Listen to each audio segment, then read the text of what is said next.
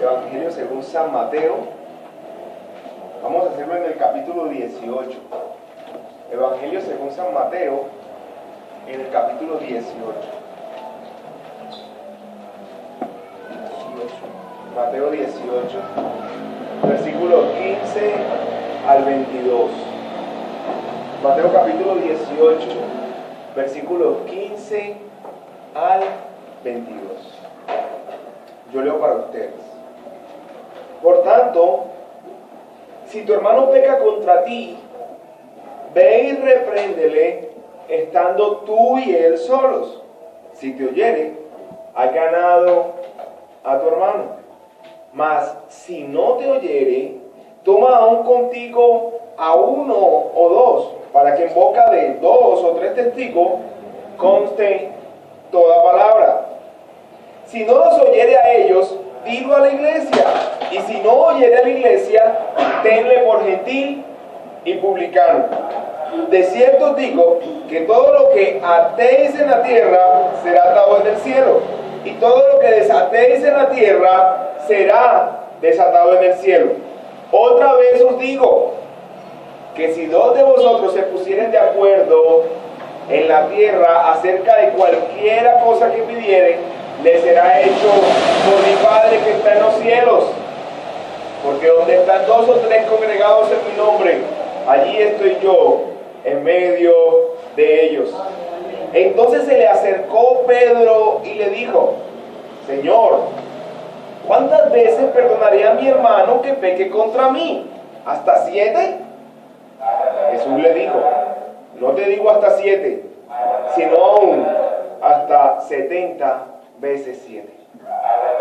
Padre, estamos delante de tu gloriosa y bendita palabra. Ella es nuestra roca, ella es nuestro fundamento. Ella dirige nuestras vidas y dirige a la iglesia. Rogamos tu bendición especial en esta mañana a través de la enseñanza. En el nombre de Jesús. Amén. Pueden tomar asiento, mis hermanos. Bueno, vamos a tratar hoy un tema que encontramos alrededor de todas las escrituras, desde el Antiguo Testamento y hasta el Nuevo Testamento. Es un tema del que muy poco solemos hablar y del que muy poco nos gusta que nos hable. El tema es la disciplina eclesiástica. La disciplina eclesiástica. Para nuestro estudio, utilicé como referencia el libro Construyendo Iglesias Bíblicas Locales del pastor Julio Benítez. ¿Por qué es importante estudiar la disciplina eclesiástica? ¿Por qué es importante estudiar la disciplina eclesiástica? La disciplina eclesiástica es una de las cualidades fundamentales de las iglesias bíblicas. Es una de las cualidades fundamentales de las iglesias bíblicas. Además, el Señor le entregó a la iglesia la autoridad y la responsabilidad de ejercer la disciplina eclesiástica. ¿Por qué la disciplina eclesiástica es una de las cualidades de las iglesias bíblicas? Según lo comprendido y enseñado por la teología reformada a la luz de las Escrituras, la disciplina eclesiástica no es una opción. No es una opción. De pronto la iglesia dice, no, bueno, de pronto aplicamos o nosotros aquí no aplicamos disciplina. No es una opción, sino que es una responsabilidad de cada iglesia verdadera de Cristo. Si una iglesia local no aplica la disciplina eclesiástica, no es una verdadera iglesia de Cristo.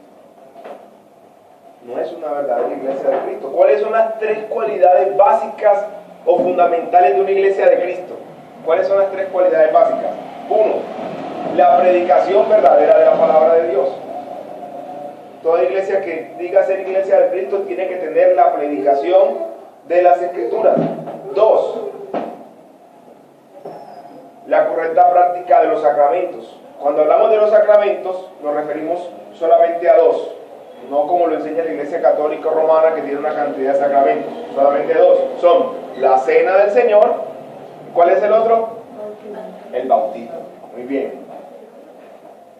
Así que entendiendo la importancia de la disciplina eclesiástica, abordaremos nuestro estudio para una mayor comprensión en 3 puntos.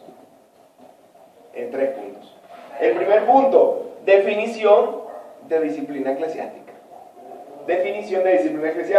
Segundo punto, el debido proceso de la disciplina eclesiástica. Y el tercer punto, consideraciones respecto a la disciplina eclesiástica. El segundo punto es el debido proceso de la disciplina eclesiástica. Y el tercer punto, consideraciones respecto a la disciplina eclesiástica. Empecemos con nuestro primer punto, definición de disciplina eclesiástica. Pero primero quiero que abordemos la palabra disciplina en un sentido más amplio. No solamente enfocados en el contexto de la iglesia, sino hablemos de disciplina en un contexto más amplio. A ver, cuando nosotros escuchamos la palabra disciplina, ¿qué es lo primero que se nos viene a nuestra mente? Orden, corrección, ¿qué más? Silencio, instrucción. Sí, hagan silencio. Instrucción. ¿Qué más? Obediencia. Reverencia. Castigo, o esa palabra castigo.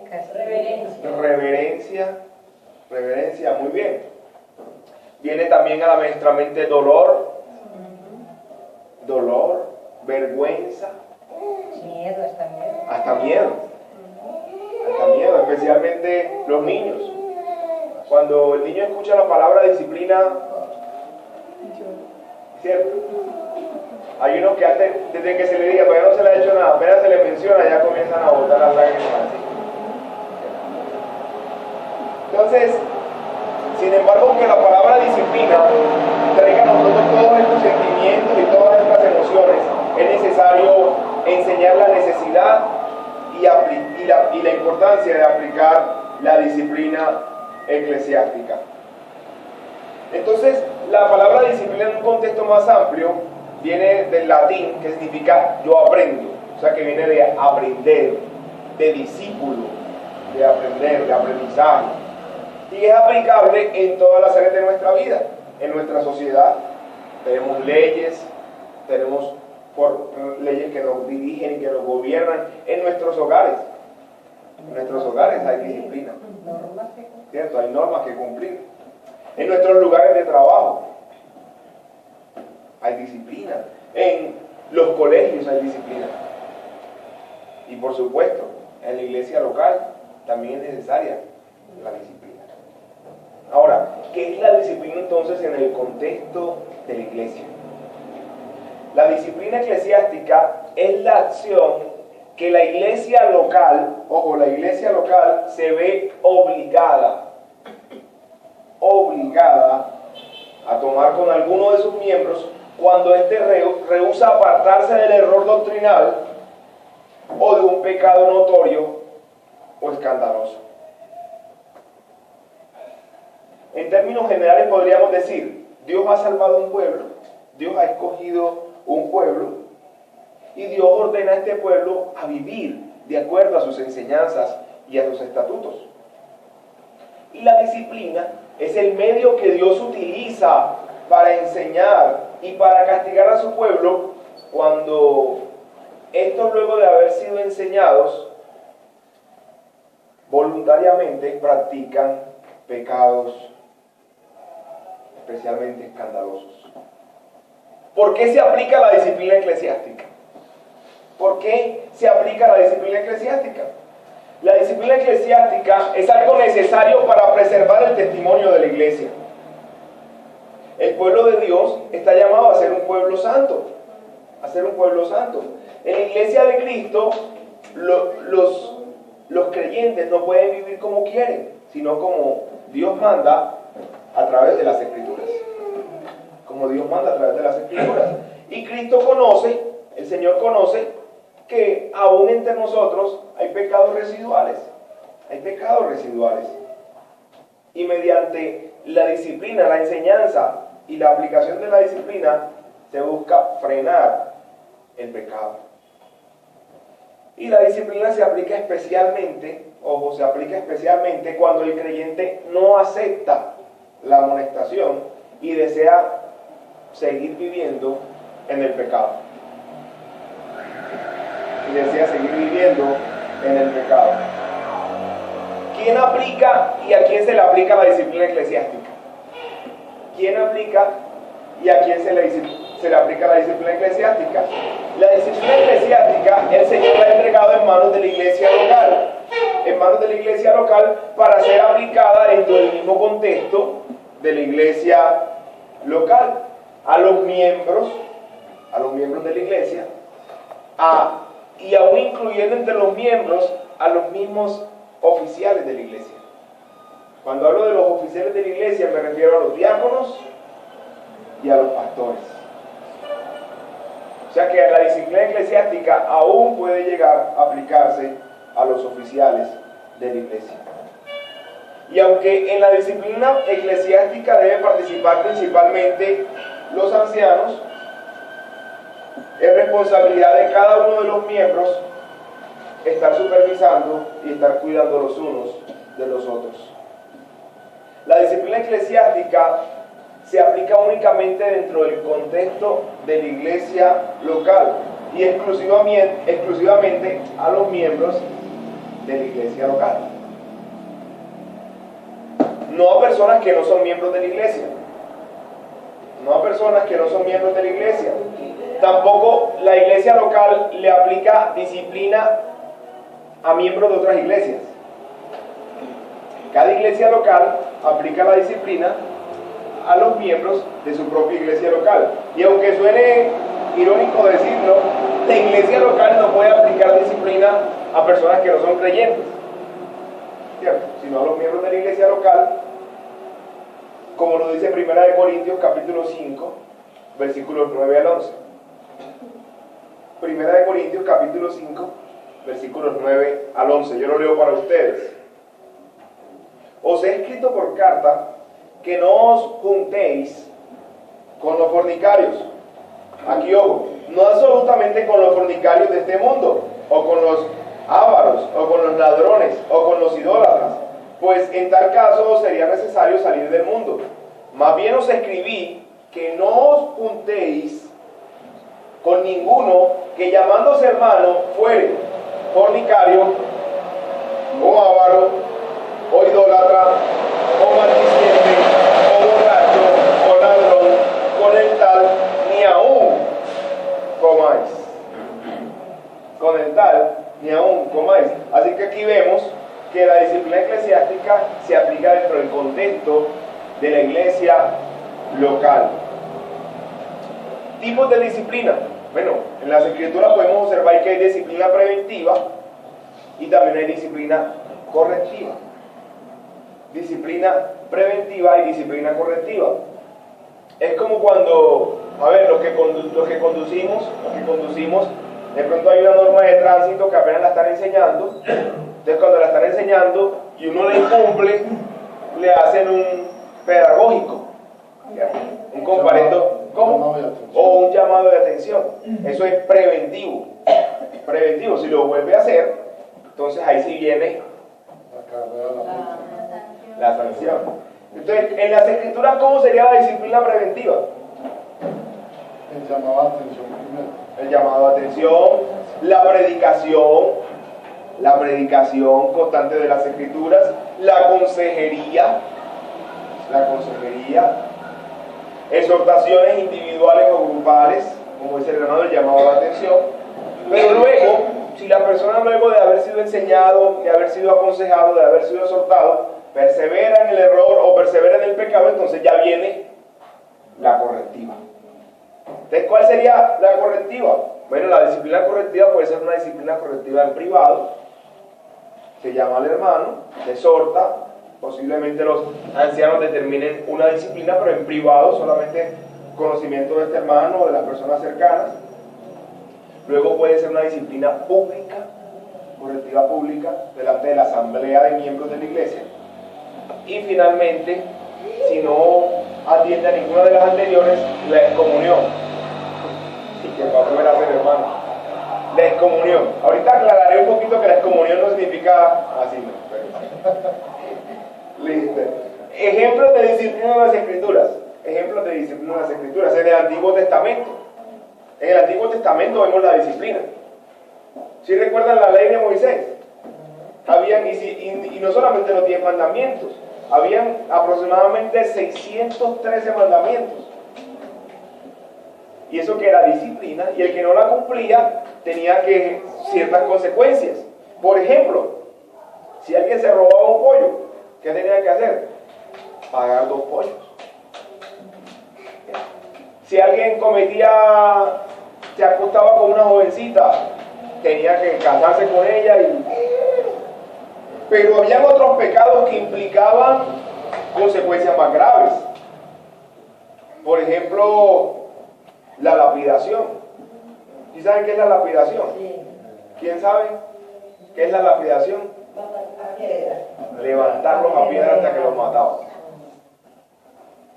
Esa era la excomunión que practicaban en el Antiguo Testamento.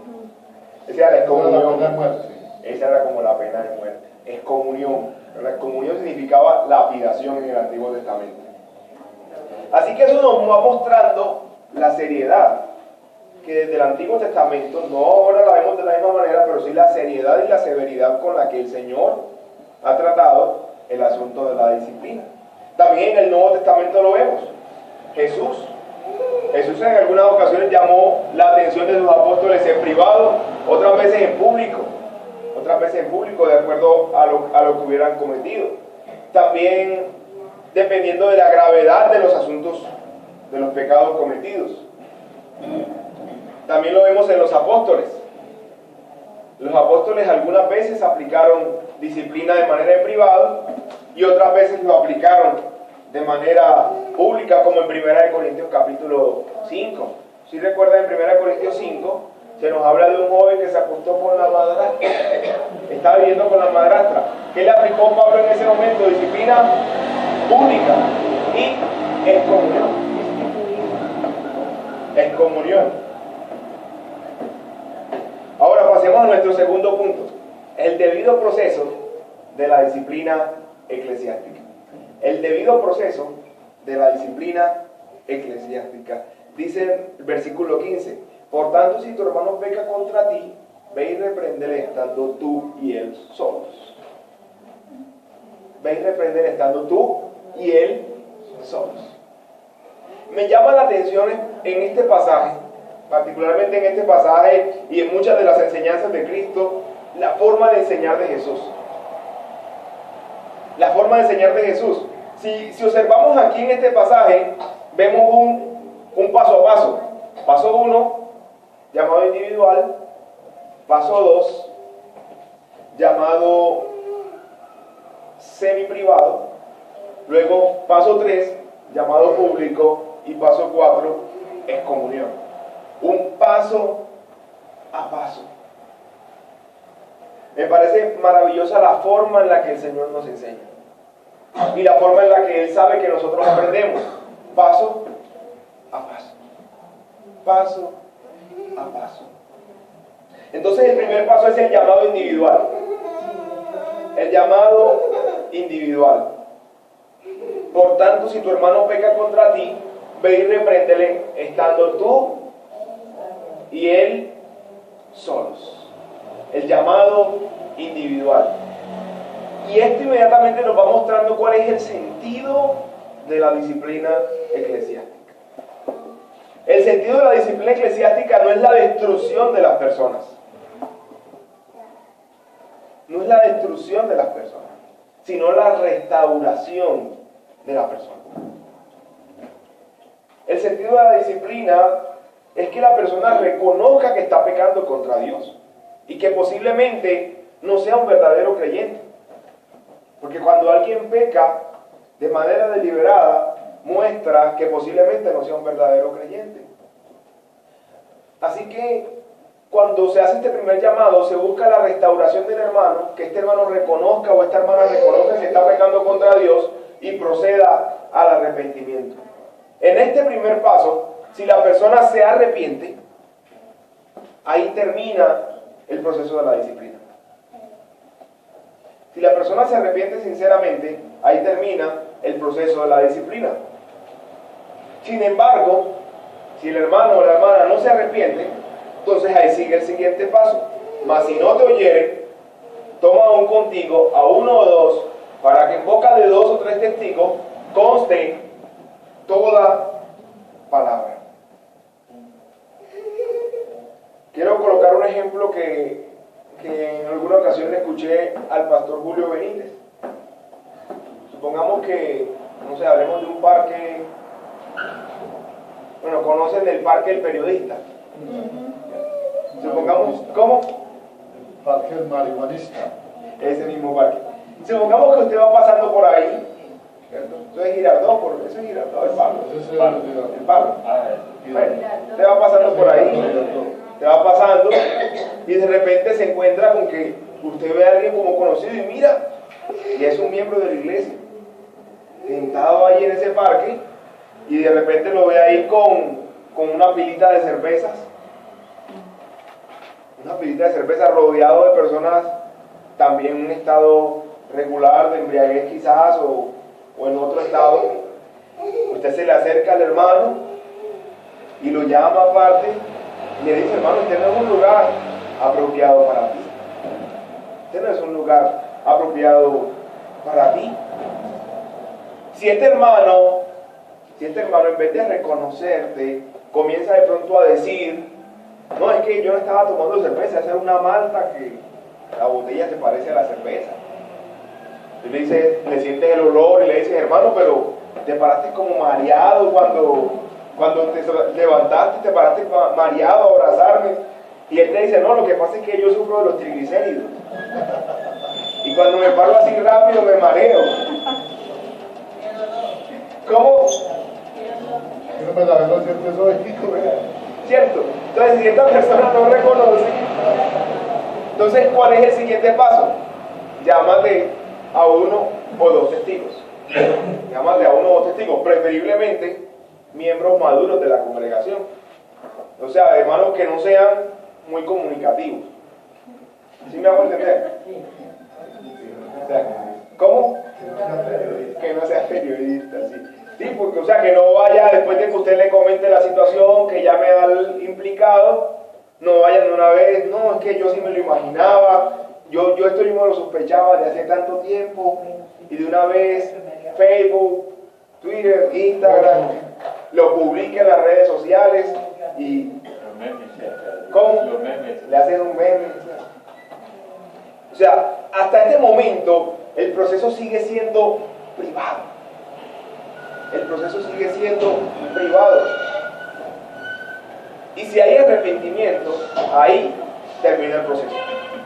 Si el hermano llora contigo, si el hermano reconoce su falta, si el hermano busca tu ayuda, busca la ayuda de la iglesia, ahí termina el proceso.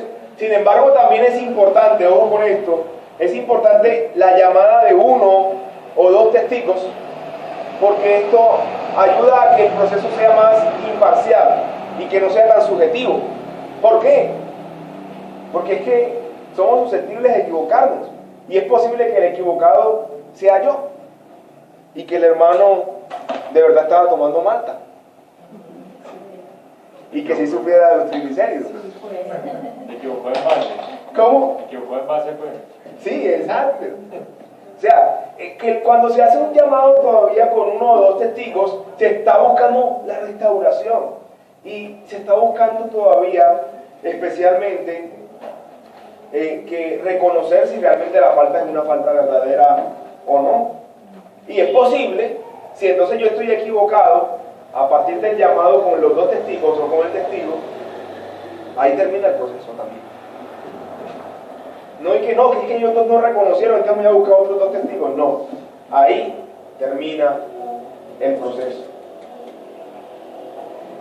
Bueno, el tercer paso es: si no los oyere a ellos, dilo a la iglesia, y si no oyere a la iglesia, tenle por gentil y publicado. O sea, se sigue dando la oportunidad para que el creyente se arrepienta o presente descargos. Si nosotros analizamos este pasaje, especialmente en los versículos anteriores, los versículos 10 al versículo 14. ¿Qué hay en el versículo 10 al 14? Está la parábola de la oveja perdida. ¿Y cuál era el propósito en este pasaje? Restaurar, recuperar a la oveja que estaba perdida. O sea, miren que en este pasaje observamos que el propósito siempre es la restauración.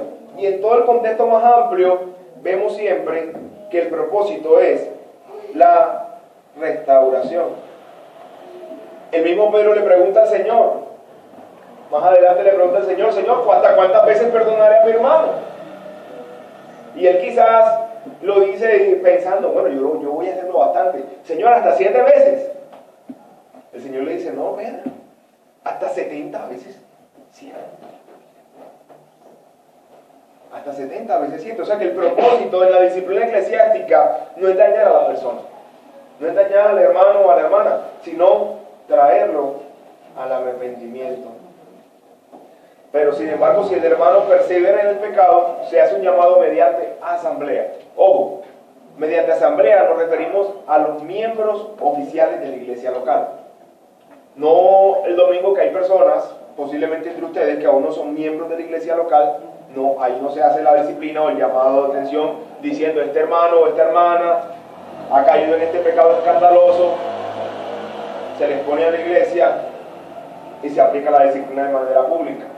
Sin embargo, si no reconocen y perseveran en el pecado, o el pecado es extremadamente escandaloso, como el del caso del muchacho que se acostó con su madrastra, que vivía con su madrastra, se aplica la excomunión. Tenle por gentil y publicar. Es el cuarto paso. La excomunión no significa que la persona no pueda asistir más a la iglesia. No significa eso. Significa que sale de la lista de miembros de la iglesia. Y que la iglesia no lo sigue tratando como antes hermano o hermana, sino por su nombre a la persona. Por su nombre a la persona, hasta que ésta proceda al arrepentimiento. Sin embargo, recuerdo, no podemos olvidar que en todo este proceso lo más importante es la restauración del impenitente. Y la disciplina eclesiástica hace parte del amor manifestado por Dios hacia esa persona. Consideraciones, tercer punto. Consideraciones respecto a la disciplina eclesiástica. Consideraciones respecto a la disciplina eclesiástica. Bueno, hoy día muchas iglesias tienen en poca estima la disciplina eclesiástica. La tienen en poca estima. ¿Por qué la tienen en poca estima? Porque hay un concepto muy desequilibrado del amor de Dios. Se piensa que el amor de Dios no incluye la disciplina. Hace días escuchaba de una hermana que decía que ella pensaba que no era correcto disciplinar a sus hijos, que porque Dios no nos disciplinaba a nosotros. Usted no entiende las escrituras y de pronto no ha escuchado esta enseñanza. Gracias. También hay un desconocimiento de que la disciplina es una de las marcas de las iglesias verdaderas o las iglesias de Cristo. Otra razón por la que no se practica la disciplina eclesiástica es porque no hay un concepto claro de la gravedad del pecado. No hay un concepto claro de la gravedad del pecado y las implicaciones del pecado. Las consecuencias del pecado. El pecado te puede arrojar al infierno. Y la disciplina eclesiástica es uno de los medios que Dios usa para frenar el pecado. Hay otras iglesias que creen, o especialmente sus ministros, sus oficiales, creen que al disciplinar a un creyente van a terminar haciendo más mal que bien. Y entonces por eso no aplican la disciplina. Yo recuerdo en una iglesia a la que pertenecí hace un tiempo, donde un hermano cometió, uno de los asistentes de la iglesia cometió un pecado extremadamente escandaloso, ni siquiera digno de mencionar, extremadamente escandaloso. Así que nos reunimos en el grupo, el pastor, los que acompañábamos al pastor, y mi recomendación fue, este hermano hay que expulsarlo de la iglesia. que aplicarles comunión. Sin embargo, la decisión fue que no, porque la familia de él era muy grande en la iglesia. Así que expulsarlo a él, aplicarles comunión a él, significaba aplicarles comunión. O sea, se iban todas las personas que pertenecían a su familia. Yo les decía, primero tenemos que honrar a Dios. No se atendió el consejo y no se aplicó la disciplina de manera apropiada. Creo que se le hizo una disciplina corta. Sin embargo, las consecuencias luego fueron peores. Este hombre cogió, se separó, abrió una iglesia, se llevó no solamente su familia, sino una gran cantidad de personas también de la iglesia. Y sin el conocimiento de los miembros o de los asistentes de los miembros de la iglesia de el pecado tan escandaloso en el que este hombre había caído. Otra razón es que muchas personas huyen de las iglesias cuando saben que les van a aplicar disciplina. Huyen de las iglesias cuando saben que les van a aplicar o cuando se las aplican y se van a otra iglesia.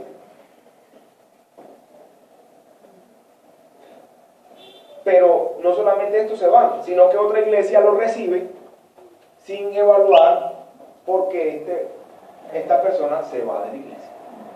Por ejemplo, de la iglesia un hermano cae en un pecado escandaloso y es el que toca el piano, entonces se le aplica disciplina, no acepta la disciplina y se va para otra iglesia. En otra iglesia el pastor está orando junto con los hermanos, ayunando por un pianista, de repente llega el pianista y dice, wow, Señor, no respondiste en nuestra oración, y no analizan, no se toman la delicadeza de llamar, preguntar, pastor, ¿por qué este hermano se viene de su iglesia hacia donde nosotros? Desconociendo el grave pecado que cometen al recibir a esta persona sin el debido proceso. Tanto el que se va como el que lo recibe cometen un grave pecado delante del Señor. Matthew Henry decía, quienes desprecian o desobedecen las normas disciplinarias de la iglesia no pueden pretender apelar a otro tribunal, sencillamente desprecian y desobedecen a Dios mismo. Desprecian y desobedecen a Dios mismo. En este mismo pasaje observamos un texto, un versículo que ha sido muy mal interpretado, el versículo 18, que dice, de cierto os digo que todo lo que atéis en la tierra será atado en el cielo, y todo lo que desatéis en la tierra será desatado en el cielo. Hemos escuchado ese versículo, ¿cierto? Muchas veces. Y vemos en qué contexto está este versículo. ¿Cuál es el tema de nuestro pasaje? La disciplina eclesiástica. Ya. Ahí no hay otro contexto en este pasaje. Sin embargo, muchos han cogido este pasaje y lo han sacado de ese contexto y lo han vuelto todo lo que ustedes quieran.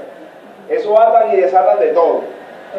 Atan demonios, desatan gente, atan a personas para la sangre de Cristo, atan la lluvia, teatro lluvia, atan todo lo que ustedes conocen.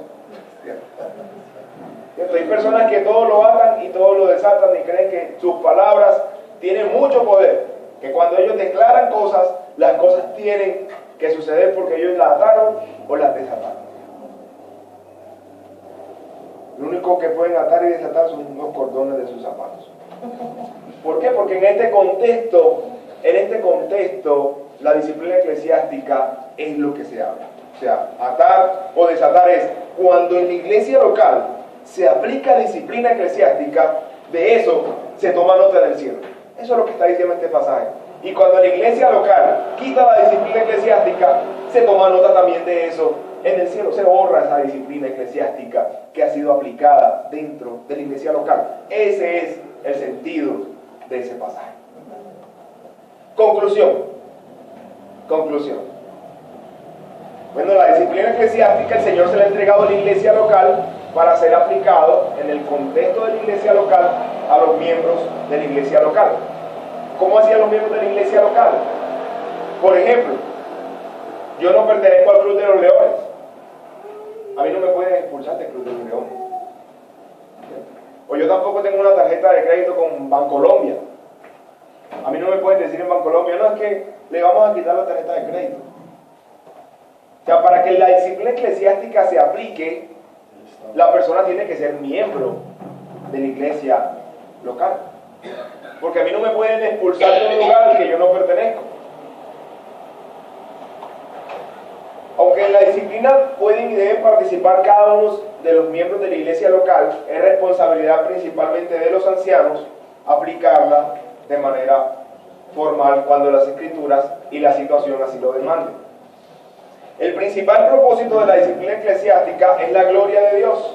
Es la gloria de Dios. Y lo que Dios quiere, además de darle gloria a su nombre, es la restauración del infractor.